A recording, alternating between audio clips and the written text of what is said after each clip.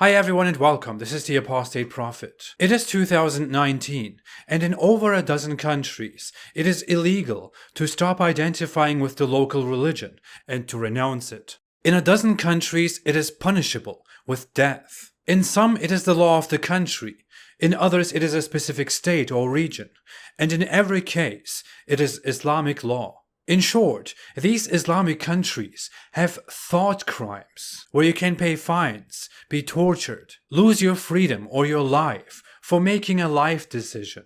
It is 2019. That's not all. In fact, in many other countries, besides those in which it is the law, it is a social taboo, unacceptable, extremely unsafe to publicly declare that you don't believe in this religion any longer. And it is almost always, in most Islamic countries, a very terrible idea to go out there and explain why you don't believe in this religion, and to declare what you believe in instead, and why you believe in that. In fact, when you ask the people living in those Islamic countries, among those who think Islamic law should be the law of the state, which is the majority, a huge number of people believe that people should be killed for leaving Islam. Imagine this for a second. You live in Egypt, were born into a Muslim family, you don't believe in it anymore, and 80% of people around you believe that you should be killed for not believing in Islam.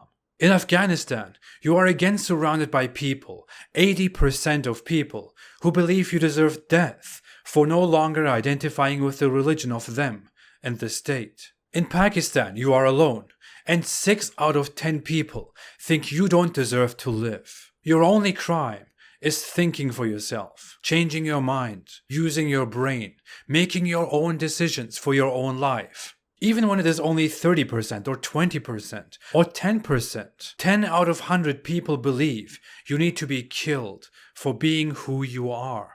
And when you live in such an environment, silently escape and carry the scars, maybe literally, some people try to tell you that all that was a religion of peace. Why would you hate it? They school you about hate and tolerance, and about what is and is not peaceful.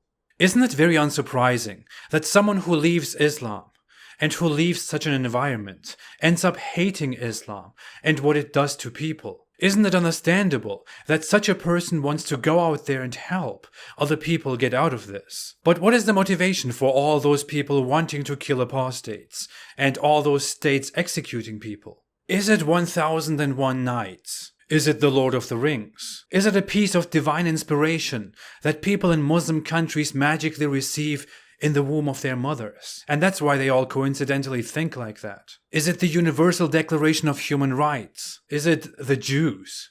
No, it is Islam, of course. For 1,400 years, Islamic scholars vastly accepted and ruled that leaving Islam carries a punishment, and that punishment is death. This is the agreed rule in all schools of Sunni Islam, which are Hanafi, Shafi, Hanbali and Maliki, and it is also firmly established in Shia Islam. This law was also in place in the Islamic empires, and has therefore arrived in our time, and become the law of multiple Islamic governments, which are the only ones that have such a law. This entire inhuman mentality goes back to Muhammad. The Prophet of Islam, Muhammad, said in multiple reports, "Kill those who change their religion." And the blood of a Muslim who confesses that none has the right to be worshipped but Allah and that I am his apostle cannot be shed except in 3 cases. In retaliation for murder, a married person who commits illegal sexual intercourse, and the one who reverts from Islam and leaves the Muslims. We find these 2 reports in numerous sources, which is Islamic proof that Muhammad said it. Muhammad's words and reports about him are secondary or equal to the Quran, which is why this ruling has been an Islamic ruling forever, until modernity and human rights started being an obstacle to it. Some sources of our time try to tell us that the death penalty for apostasy was just something to be applied under Islamic empires that actively fight their enemies. But that is just a strategy to talk themselves out of it. Because the proponents of such arguments also believe that everyone should convert to Islam, and that if there is a Muslim majority, we should establish Islamic rule. And if Islamic rule is established, then we should spread Islam, which includes creating an empire. And if there is an Islamic empire and Islamic rule, it means kill those who leave Islam. Do we really want such a religion?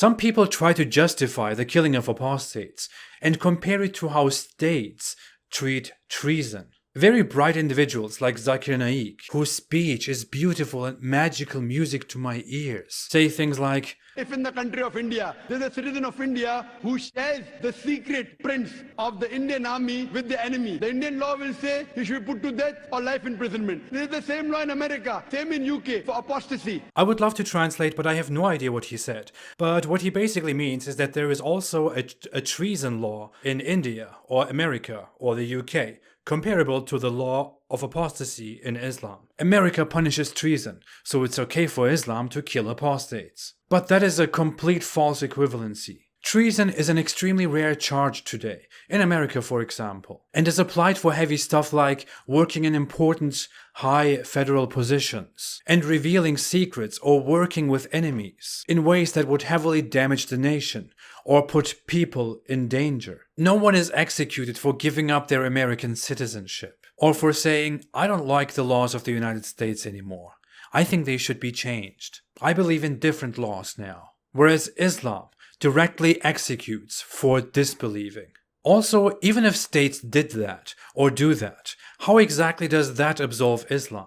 You excuse the atrocities of your good divine religion by comparing it to human states? One more such poor argument that comes from Islamic apologists is the deflection, not really an argument, that Christianity and Judaism have such a law for apostasy too, and that Islam is not alone in this. First off, this just sounds like, well, other people kill minorities too, so why do you care about our minorities? This is also called whataboutism, where you bring up the faults of a different party in order to deflect from your own and free yourself from having to make a defense. Even if Christianity and Judaism had the same law, it wouldn't absolve Islam from guilt. But moreover, Christians and Jews don't kill apostates today, so we will keep talking about Islam. But most importantly, do Christianity and Judaism really have such a rule? Judaism has a biblical order from Torah times to kill those who entice others to worship idols. The punishment here is not for the one who commits apostasy, but for the one who incites apostasy among people. I know that's not much better,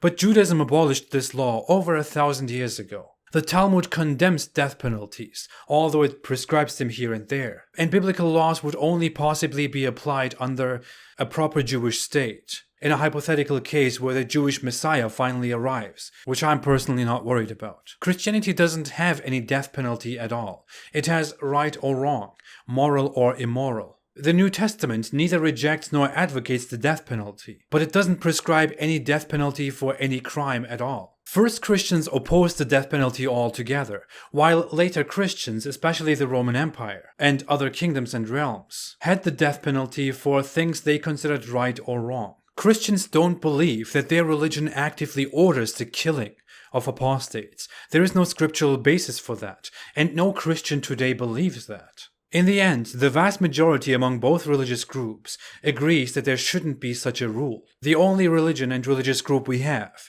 is Islam and Muslims. If Turkey, the country I left, was ruled by Islamic law, I would be captured upon my return, be held, judged, and executed without any chance to appeal. Because I left Islam, which is punishable by death. I spoke it out, which is punishable by death. And I spoke against Islam, which is punishable by death. Let's not talk about me. Let's take any random person. Let's say a man in his early 20s who was before a devout believer, who simply stopped believing in Islam and made it public, as anyone would inherently have the urge to do. If this man returned to or landed in a place that is truly ruled by Islamic law, he would walk among all those people who want him dead. Soon he would be brought in front of a court. He would be asked to repent and return to believing in Islam. He would be asked to believe again, to forcibly believe. And if he rejected that, he would soon be killed, so no one in the public commits the same crime. The crime is changing your mind, not believing in a religion any longer. What a horrible crime. Imagine, Allah wants other flawed humans to kill you for such a natural flaw, for thinking, for not believing, and condemns you then forever.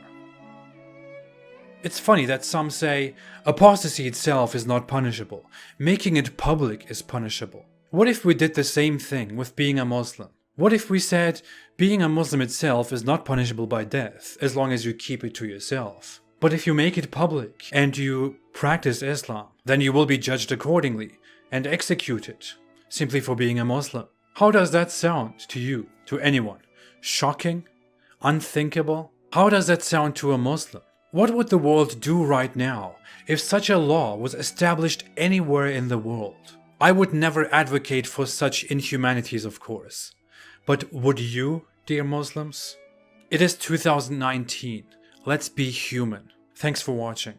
Most of my videos are not monetized. If you want to support my cause, you can support me on Patreon or on apostateprophet.com. Thank you all so much for your support. I'll be back. Have a great day and stay away from Islam.